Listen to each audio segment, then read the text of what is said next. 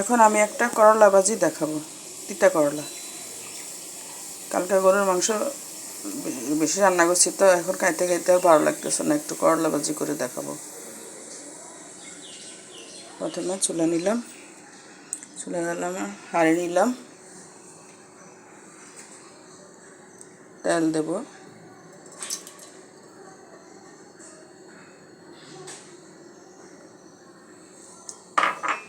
তেল গরম হলে পেঁয়াজ দেব, পেঁয়াজ কুচি। বেশি কিছু লাগে না, করলা ভাজি করতে একদম শর্টকাট।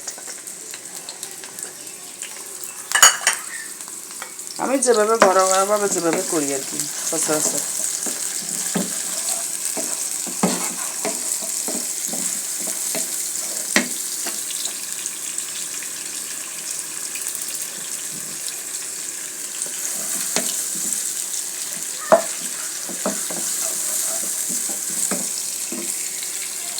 এখন কাঁচামরিচগুলো আমি একটু বড় করে কাটছি যাতে গলে না যায়, গলে গেলে ঝাল বেশি বের হয়।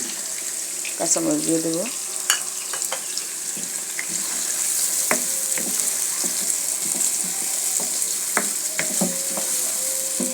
আর করলার টুকরাগুলো পাতলা পাতলা এই সাইজের সবগুলো ছোটো ছোটো, এগুলো তিতা করলাগুলো। গরমের দিন তো একটু তিতাটা হলে বেশি ওটা।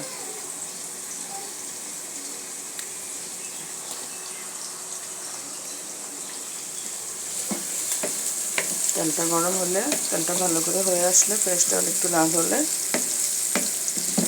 করলাটা দিয়ে দেবো। এখন করলাটা ঢেলে দেবো,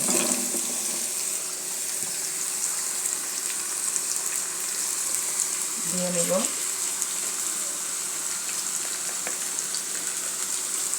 লবণ,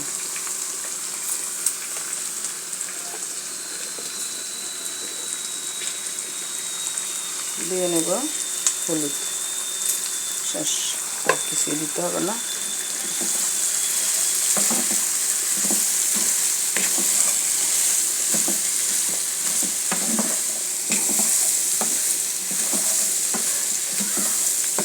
কোনো পানি দিতে হবে না, কিছু না। আর আমি করলাটা ধুয়ে কুটছি, করলাটা ধুয়ে কুটলে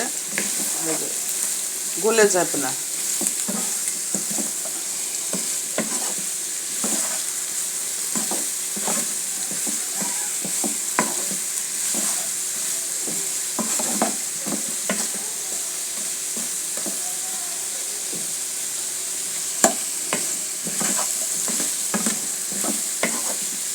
শর্টকাটে, একদম শর্টকাটে রান্না করতে পারবে না, করলা ভাজিটা একদম শর্টকাটে রান্না।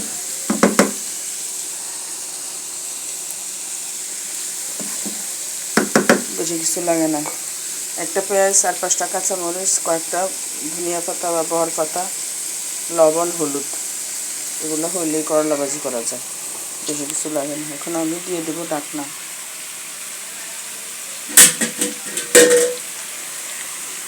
ঢাকনা দিয়ে দেবো।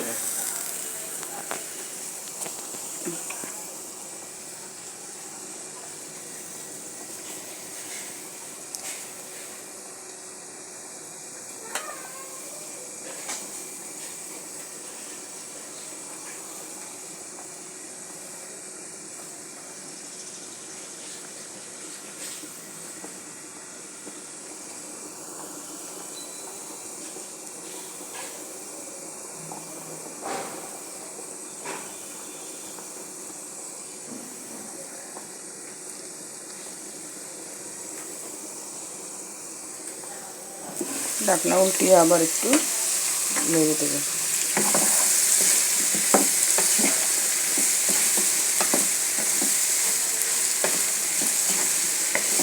কোনো পানি দেওয়া যাবে না, পানি দিলে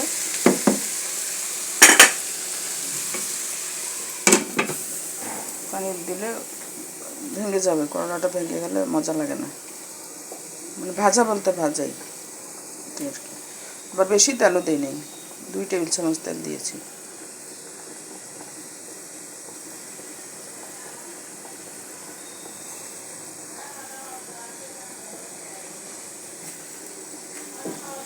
কিছুক্ষণ পর হয়ে আসলে ধনিয়া পাতাগুলো দেব।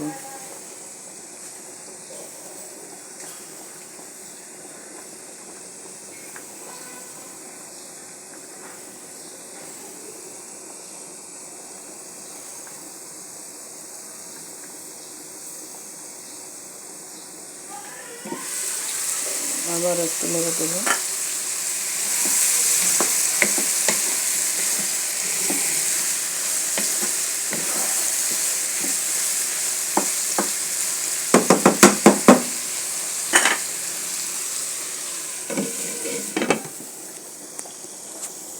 আসছি 5 মিনিট, আবার আসলাম 5 মিনিট পর।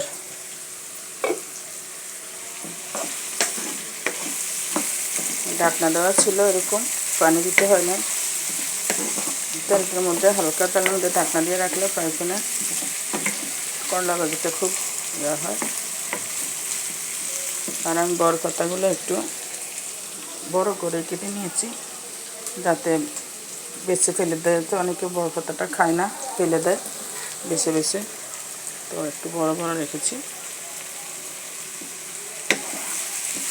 বড় পাতাটা দিয়ে দিলাম।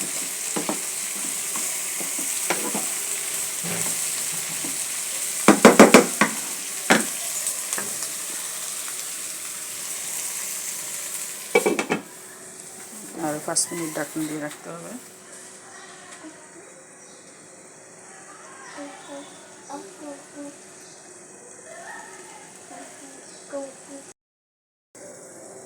এখন ঢাকনা উল্টাবো। দেখেন মাশাআল্লাহ সুন্দর হয়েছে। গরম ভাতের সাথে গরুর মাংস খাবে, খুব টেস্টি হবে। ওটা গরমের দিন তো আস্তে আস্তে রয়েছে, ভাঙে নাই, পানি দিতে হয় নাই, এটাই সুবিধা।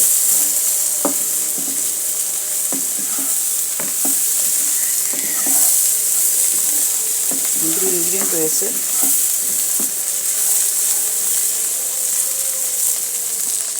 হয়ে গেল আমার করলা ভাজি।